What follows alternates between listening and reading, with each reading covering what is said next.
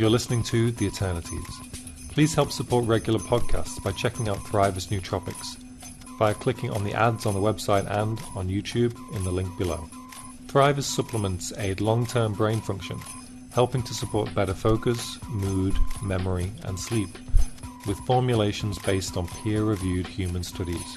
Please also click through on the site's Amazon links when shopping with Amazon, as anything then bought will send a commission to The Eternities.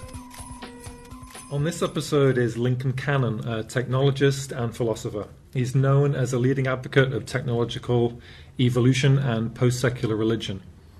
Lincoln is also CEO of Thrivous, a company selling cognitive enhancers, also known as nootropics, as promoted by this podcast, of which more later. Hi, Lincoln. Welcome to the podcast. It's good to be with you, Martin. Thanks for the invitation. Thank you. So first question, judging by what I know of your background, you're comfortable with being described as a transhumanist? Yes, for sure. What does it mean to be a transhumanist to you?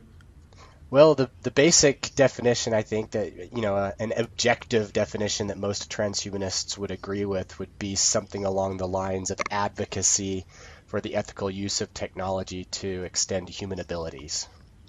And how did you get into it? Because I think for a lot of people, most people are just busy living their lives, earning a paycheck, and so on. Some people are, say, have a religious approach to life or a philosophical approach, but I think my feeling is most people are sort of so busy with living the day to day that they don't have time for anything grander than that. So how did you get into this grander sort of perspective of looking at the species as a whole and going beyond what we seem to be already as human beings? Yeah, a lot of it probably stems from my childhood. I am a religious person myself, like most people in the world are. There is some extent of decrease in religiosity in recent decades in the developed world, of course, but still most of us are religious. So I was raised in a religious home, a Christian home, Mormon in particular, and my father was a computer software engineer back in the day when it wasn't so popular as it is now. So I was raised religiously, and I was raised with a high esteem for technology. And one of the peculiar aspects of the religion in which I was raised is that Mormons, we tend to regard technology in a very positive light as a tool that should be used to do good in the world and to improve each other's lives and to raise each other up. And also another interesting thing about Mormonism is that it's a very, on a metaphysical level, a very materialist religion. The heaven in Mormonism is something to be made here on earth. God in Mormonism is an embodied being. And when you take these ideas and couple them with technology, a lot of Mormons, such as myself, are actually raised in a way that's implicitly transhumanist, with this notion that there's something grander, something better, something more loving and compassionate, something more creative that we can become, and that God wants us to become, in part through the application of technology. That's, of course, not the only thing. There's much more to Mormonism than that, but technology can play a helpful role in it. So I was raised with that kind of attitude, that technology is a good thing and that it should be used to improve the human condition, and that there's religious grounds for that. And over time, as I got older and became more aware of the world around me and the ideas and philosophies and perspectives of people beyond my own religion and my own upbringing, I eventually ran into people who were transhumanists, and I became acquainted with their ideas, read about them, familiarized myself with those ideas, and I found that they resonated deeply with me. So over time, I decided to eventually identify as a transhumanist, although I feel like I had implicitly been one my, pretty much my entire self-conscious life, from my childhood forward. And so, I kind of recognized myself in transhumanism and adopted the identity from that point forward. Do you think it's true that in the Judeo-Christian tradition, there tends to be this view that this world is fallen, and therefore then that particular idea doesn't really mesh well with a positive view of technology and what we can, any utopian or transcendent ideas that we have about technology. Do you see there's a conflict there with traditional Judean Christian culture? Is that fair to say? I don't think the conflict is inherent, but there certainly is a significant part or a significant number of people who identify with the Judeo-Christian tradition that do have that sort of negative attitude toward the world and science and technology, that it is fallen and that it cannot, that it's kind of its abilities, its fruits, its internal capacities are just inherently damning or imposing or limited. But at the same time, I don't think that's inherent to the tradition. There are many Judeo-Christians who have very positive outlooks on science and technology and on the world. In my own tradition of Mormonism, we don't look at the world as being inherently sinful. Different Mormons, of course, interpret the creation story in different ways. I interpret it rather symbolically. I'm a thoroughgoing human evolutionist, and not all Mormons are, but a significant number of us are. And when I look at the creation story, when I look at the story of Adam and Eve, I interpret it as an account, a symbolic account of humanity's emergence into moral agency, into moral awareness. So the fall of Adam and Eve, from my perspective and the perspective of Mormons who think like me, and there's other Christians beyond Mormons who think this way, the fall is something where we become aware of good and evil. We become aware of life and death. We conceptualize them, and in that conceptualization we take on a new level of awareness and a new level of accountability and responsibility between each other and in our relationship with what we understand the divine to be. So I don't think it's inherent in the tradition that we must look at the world as inherently evil any more than we can look at it as inherently good, because that fall of Adam and Eve just as much introduced the conceptualization of good as it did of evil, just as much the conceptualization of pleasure and joy as it did pain and suffering. So in your formulation, the fall is not so much a fall as a new stage of arising to new levels of awareness and self-determination and agency and so on. Yeah, that's how I look at it. And as I said, I think that on investigation, you'd find a fair number of Christians that have similar ideas. Yeah.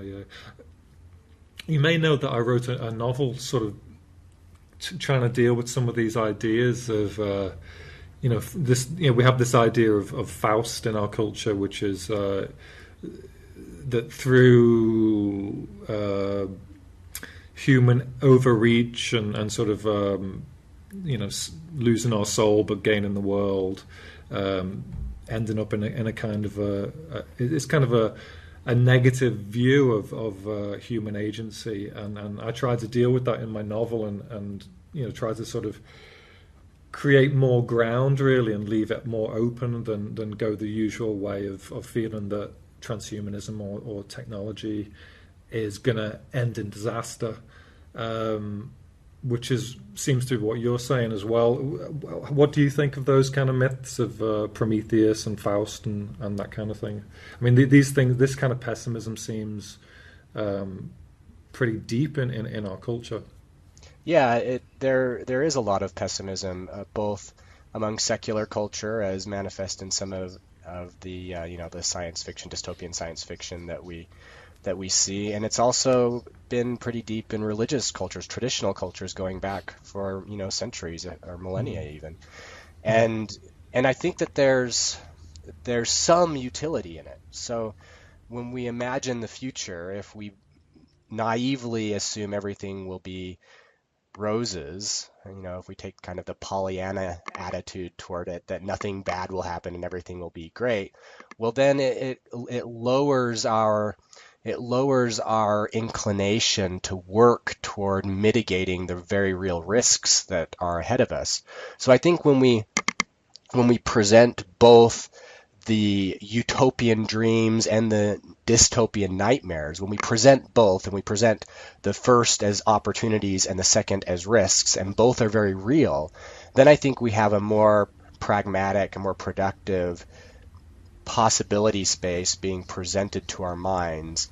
And it can then work on us, work on our thoughts and our words and our actions in a way that we can pursue the positive possibilities and work to mitigate the negative risks. And perhaps as a consequence of that heightened awareness of the full possibility space, perhaps we can facilitate an overall better future than if we just focus on the negative or just focus on the positive.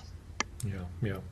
So you have a background in philosophy. You studied philosophy at university.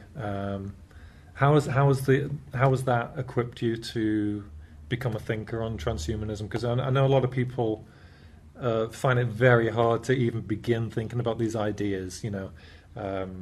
Especially the concept of, say, living for hundreds of years, which is one of the hopes of transhumanism. So how has your training in philosophy factored into your thinking on transhumanism? Yeah, training in philosophy certainly helps because it gives a broad basis of ideas going back, thousands of years, Mm. from which to assess new ideas.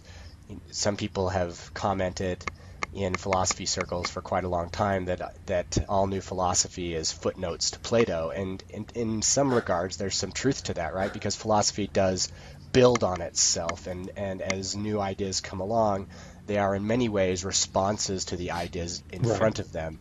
And in fact, in their best incarnations, they're at least aware of the ideas in front of them because they can then use those other ideas to communicate to people listening to the new ideas Mm. how they relate to the old ideas and Right. therefore present more of their meaning. So yeah, I think training in philosophy is definitely a helpful thing. Is it necessary to understand and value and be involved in the transhumanist movement? No, there's many people in the transhumanist movement who don't have a background in philosophy. But I think it is certainly a helpful thing to have when trying to assess the relative merits of the ideas in the history of human culture and thought. Right. Right. So you started your company Thrivous. So what inspired you to start the company, and you've begun. The first thing you've been doing with the company is you're selling a range of nootropics.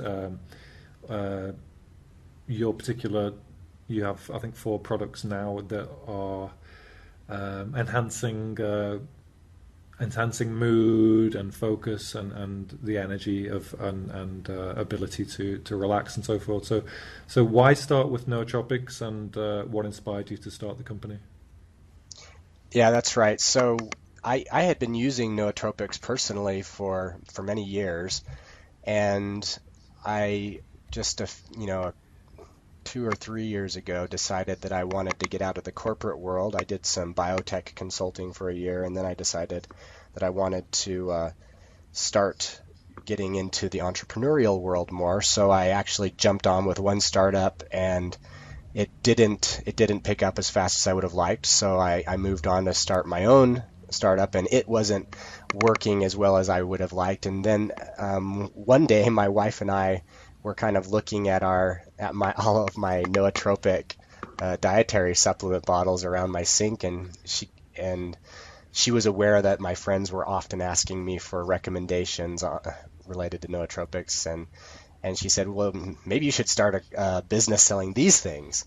And I thought about it for a few minutes. I thought, wow, that may actually be a viable idea. So my wife Dorothy, she actually was acquainted with somebody who is a chemist, and she offered to go talk to him about the possibility of helping us get started. And I decided to check into the market viability, see how much near-term interest I might be able to generate.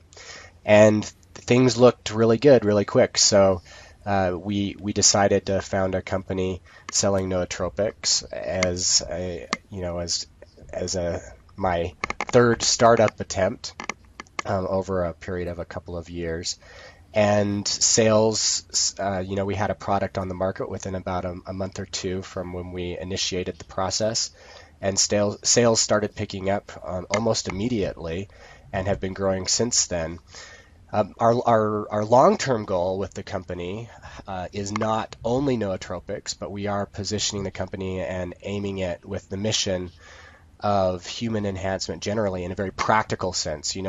While there might be some really amazing things that we can do in the human enhancement space, say 25, 50, 100 years from now, there are, I think, practical things that we can do today to improve our cognition, to improve our well-being, to mitigate the effects of aging. And, they're not magical. They aren't going to make you immortal. They're not going to make you live forever today. They're not going to turn you into super intelligence. But there are many things that good, sound scientific evidence demonstrates can be done today to improve your focus, your memory, your mood, your attention, can decrease the risks of cognitive aging, can decrease the risks, the symptoms of aging throughout the rest of your body. So those are the kinds of things that we're trying to focus on, are these things related to practical human enhancement and trying to bring to our customers the technologies with the greatest potential based on real world evidence in that area. Okay, so later on, I'll ask you a bit about where you see the company going in the medium or long term. So first of all, let's talk about what nootropics are and why they're useful.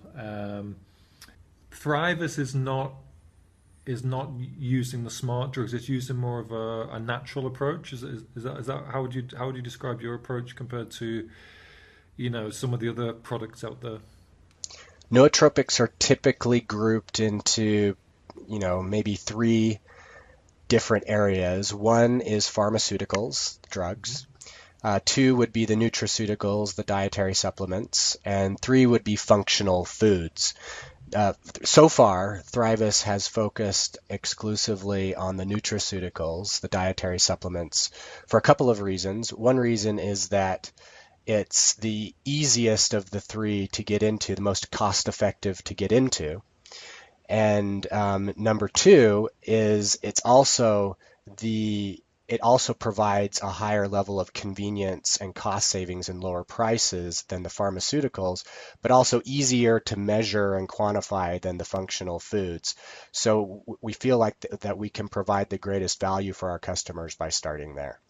Some people have the mistaken notion that pharmaceuticals are always more effective than nutraceuticals, and there's actually evidence to the contrary of that. For example, a well-known pharmaceutical nootropic, modafinil, has been tested for magnitude of effect versus a couple of nutraceuticals, both bacopa and ginseng.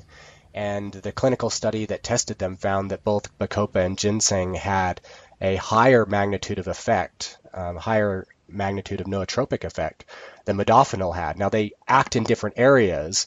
Modafinil is more directed at attention, bacopa more at memory, and ginseng more at kind of a cognitive energy as they were tested.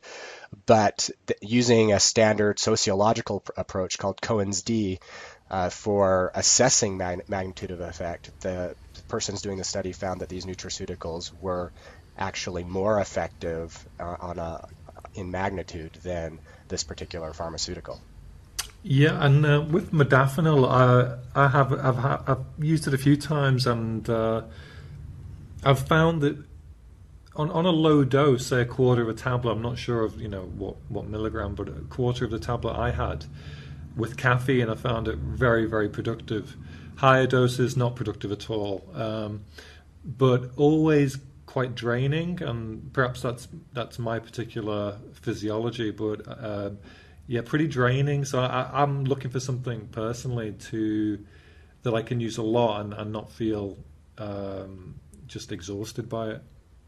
Yeah, your experience is not abnormal. Yeah. We're all a little bit different, and we all experience things a little bit differently. When we look at the clinical studies for any of these pharmaceuticals or nutraceuticals, the best we can do is say that the results are going to be probabilistic.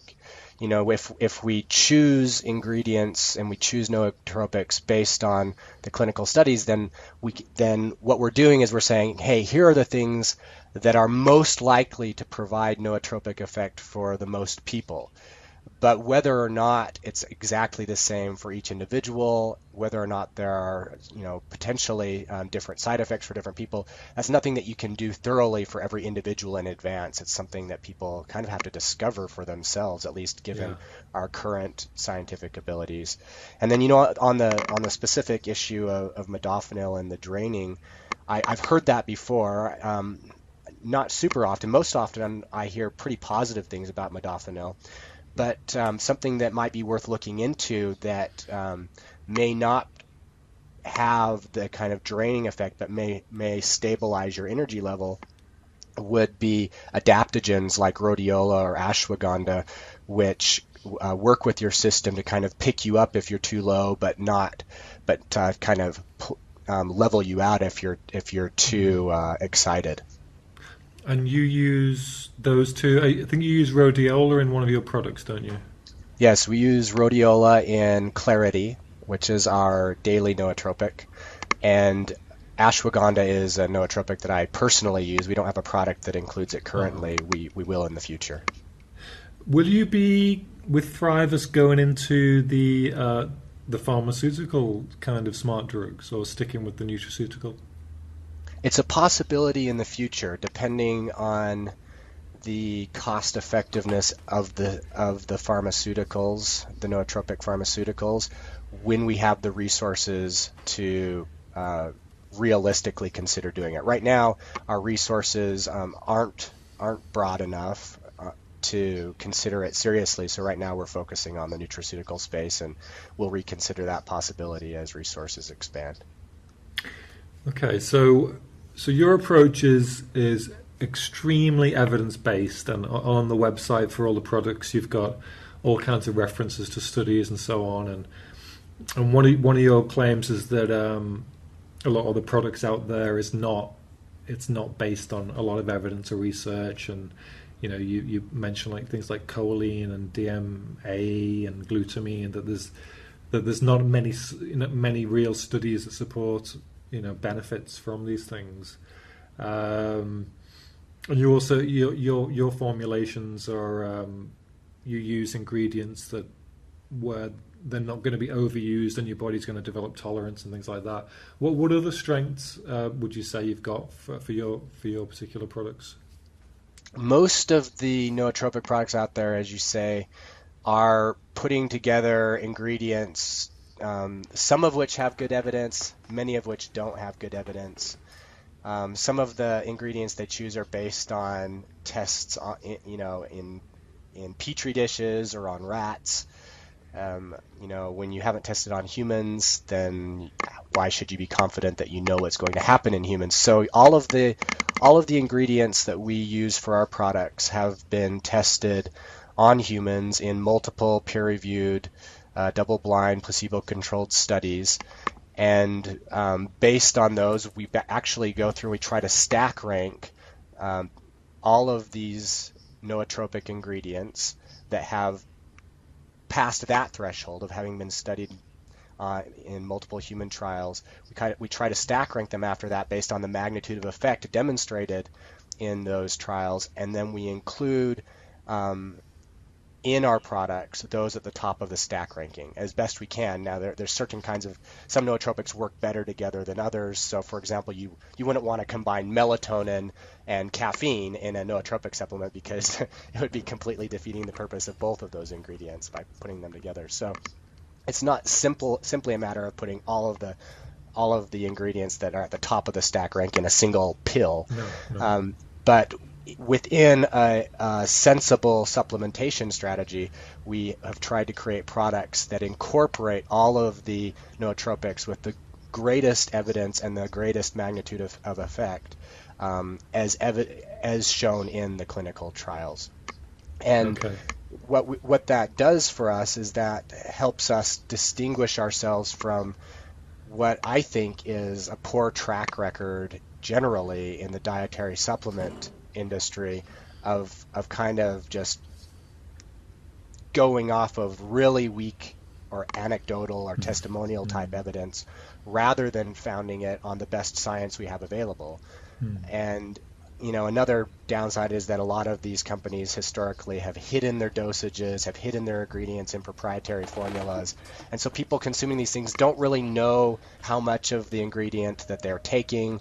They don't really know how effective they are because they're not really based on good human studies. Yeah. We've decided to reposition ourselves in contrast to all of that with full open source formulas, with dosages that are clearly indicated on the labels and that match the dosages that have been used in clinical trials. And we feel like that is the way forward with the greatest potential to help our customers gain the nootropic effect they're looking for in a cost-effective way.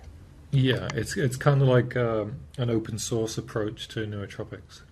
Yes, exactly. That's what we're trying to achieve. And frankly, I think that is what we have achieved. That's what our products do today. Yeah. So you've got 4 currently, is that right? That's right. We've got Clarity, which is designed for daily use for focus, memory, mood, and just general brain function. It includes a bioavailable B complex as part of the supplement. And then we've got Serenity, which is intended for nightly use to promote calm and sleep. And then, of course, when you get a nice night's worth of sleep, then your focus the next day is generally improved. We also sleep is so crucial to cognitive performance. Oh yeah, it's hugely important. And if you aren't able to get it, it's detracting from your work. It's detracting from your quality of life, even for play and enjoyment. It can destroy your life if you're not getting a good, consistent night's sleep. Yeah. Sorry, go ahead. We have Surge, which Surge we have designed for acute use, occasional use, not daily use. And the reason for that is that it contains caffeine. There are a lot of nootropic supplements that companies recommend for daily use that contain caffeine. The problem with that is that if you use caffeine every day, you're going to develop a tolerance to it. And once you've developed a tolerance to caffeine, many of its benefits go away. So we recommend to our customers that they use this particular supplement, which is intended to provide energy and focus, kind of supplemental energy and focus to what the other products provide, only on an occasional basis, so that they can access the benefits of the caffeine and the other ingredients in this product when they really needed it, for special occasions, basically, if they're staying up late working, or maybe they have a really important work event or a party or something. It is still, I think, the world's number one nootropic, and my favorite nootropic still, but I'd like to find alternatives, so I really want to try all your products. I know in the Surge one with the caffeine, you've also got, is it theanine? Is that what That's right. Yeah, so I think some people call it theanine, others call it theanine. It goes by both, I believe. Which sort of knocks some of the edges off some of the negative aspects of caffeine, is that right? Yeah, caffeine and theanine have been extensively tested in combination in clinical trials and have been found to be quite synergistic. Theanine alone will relax you without sedating you. Caffeine alone will increase your energy, but often people kind of get jittery side effects from caffeine. So in combination, theanine and caffeine gives you the extra energy, but typically for most people without so much of the jittery edge. And then you've also got ginseng in there, so you've got three ingredients in Surge. That's right. The ginseng, we actually used to include ginseng in Clarity, but as we reviewed the clinical studies on ginseng further, it became evident that ginseng was most effective for cognitive applications when used acutely rather than chronically, and that if used Right. chronically, some of the benefits actually wear off. Mm-hmm. So we thought it would be the wisest use of our customers' dollars and their investment in this to put ginseng into our acute supplement so that when they do use ginseng, they're getting the most bang for the buck out of Right, it. right. So you could use Surge every day in the same sense of people use caffeine every day. It wouldn't be ultimately to your benefit in the long term, but it could be done. Would you say? It can be done. My understanding is that there are some aspects of caffeine supplementation that do have evidence for prolonged benefit even when used chronically, Yeah. but that really the energy, the mental energy boost that comes from caffeine, that aspect of it, you will develop a tolerance to fairly quickly if you're using it on a daily Yeah. basis. And if you want to have that benefit, it's best to probably only use it maybe tops 2 or 3 times a week, maybe not even that much. And yet, so many of us use it every day and throughout the day. Yeah, that's right. Of course, Yeah. it's the most popular nootropic in the world. Yeah. And finally, you've got your most sophisticated product, which is Alpha. That's right. Alpha, we have designed to include all of the nootropic ingredients with the best evidence to support long-term brain function.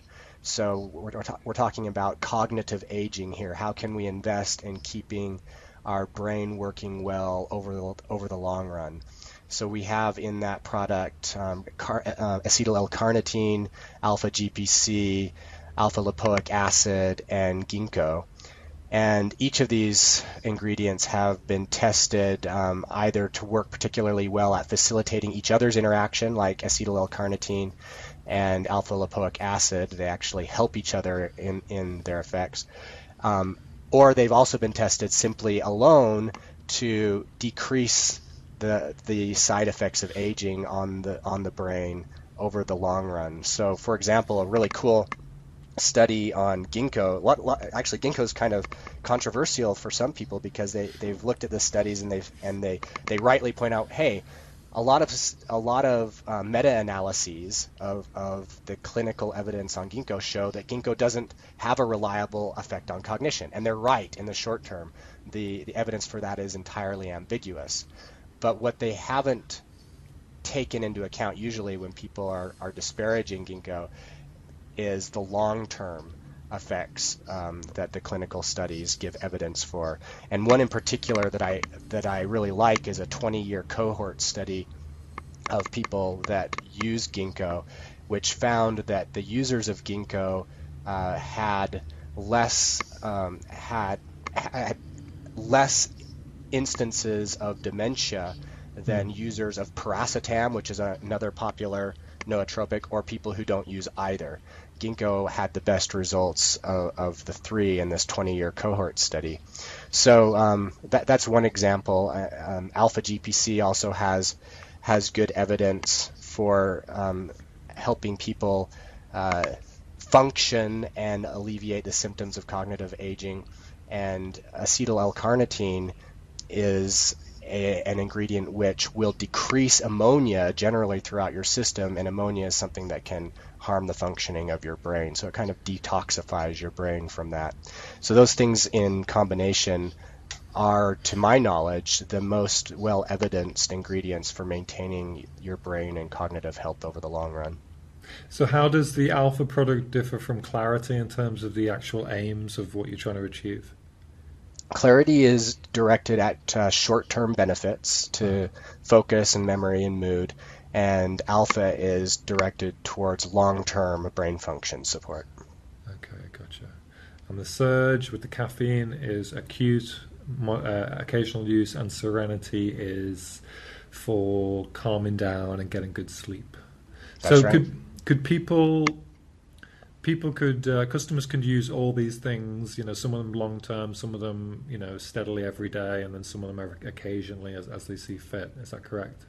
Yeah, that's right. We've designed them to complement each other, to be used together.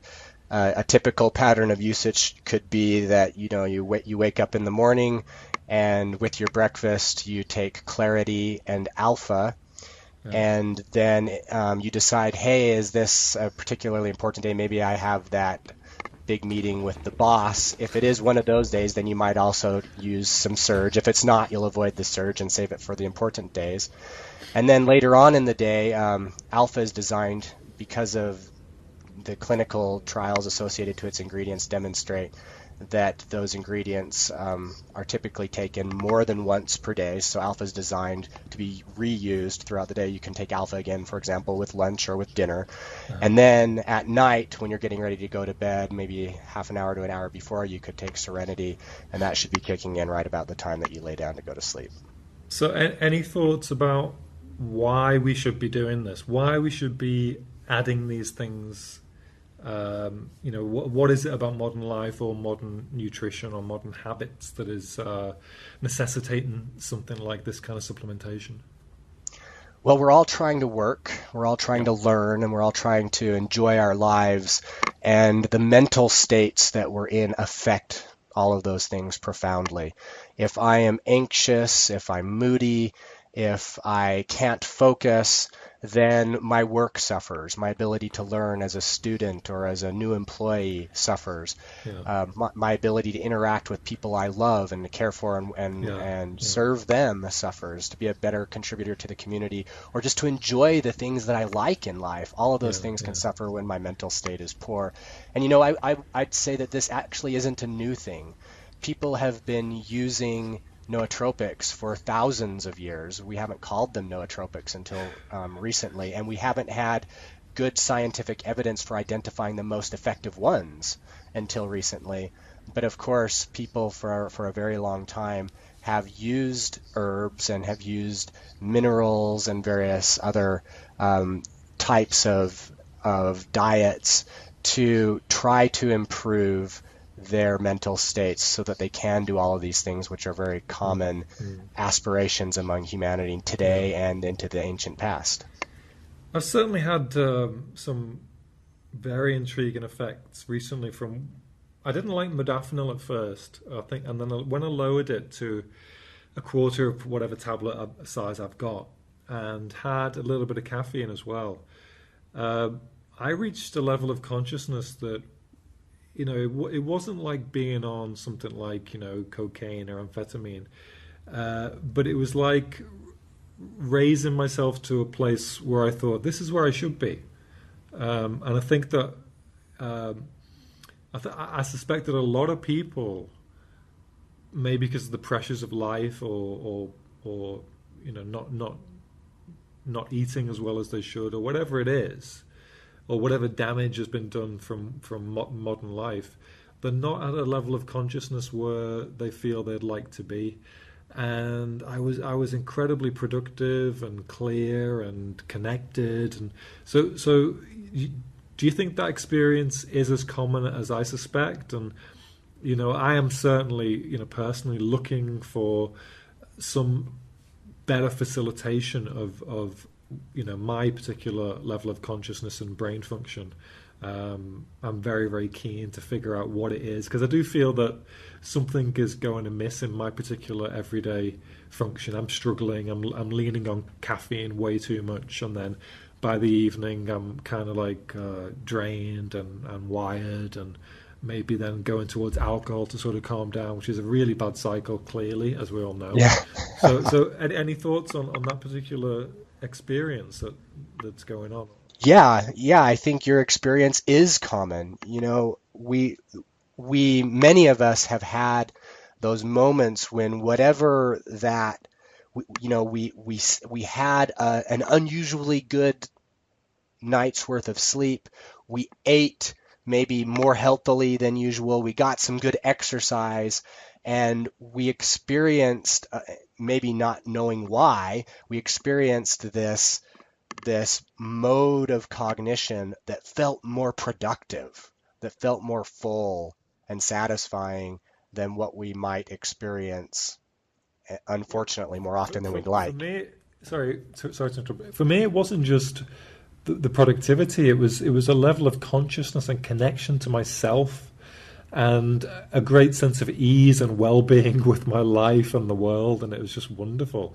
Which usually you only get from some kind of narcotic kind of thing, which when it's happening, this is wonderful, but it's not really a reality. Whereas this was a level of connection that wasn't a high.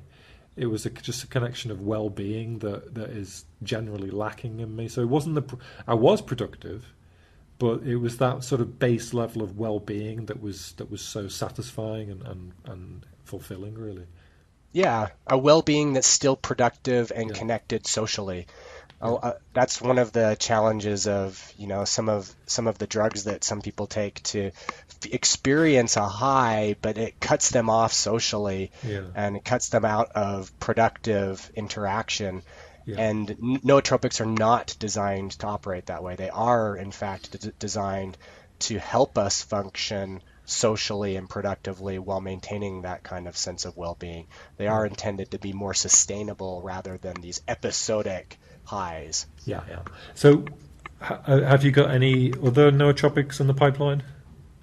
Right now, we have two things planned. We are planning for some additional acute nootropics, um, special case nootropics. We're also working on a line of geroprotectors, which will be targeted at helping people maintain healthy function of their body, whether it's, say, their cardiovascular function, their metabolic function, their joint function for the long run. So these are targeted at alleviating some of the symptoms of aging over time. That's an area where we're giving a lot of focus in our product development right now.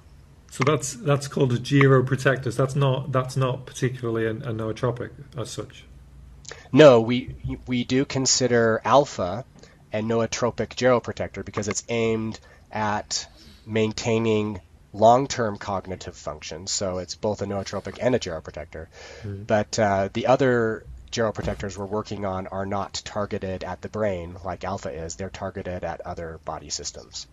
Right. And where do you think the field of nootropics is going? Have you got any predictions as to what sort of things they're going to be releasing in the future in terms of faculty or cognition or anything like that? And say next Yeah, 30 years? yeah, I think that we're going to see over time, and I don't know how fast it will happen, but I do think we're going to see over time an integration between the traditional pharmaceutical and nutraceutical businesses on the one hand, with brain-computer interfacing and personalized medicine and bioinformatics on the other hand.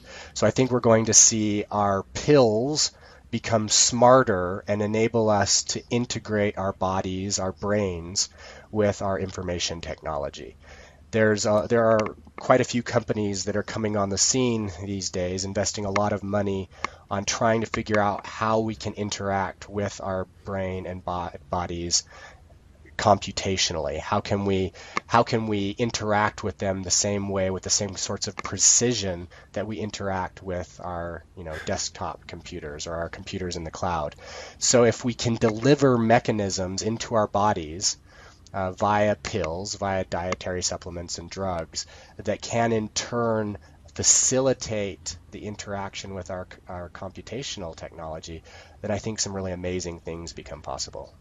So what we then take into us in terms of a supplement or a drug will be far more tailored to our particular physiology and neurology and psychology. That's right, far more Yeah. tailored to us personally and also far more interactive. So not only will it be designed to work with you given your particular genotype and phenotype, but also you'll be able to make changes to what it's doing inside your body on the fly. You might pull out your smartphone and say, "Hey, I need some more energy," and it would communicate with the, over the long run, let's just say we call them nanobots that were put into your body through this pill you took, communicate with them, and they start affecting your biochemistry differently based on that request. When do you think that sort of technology will be online?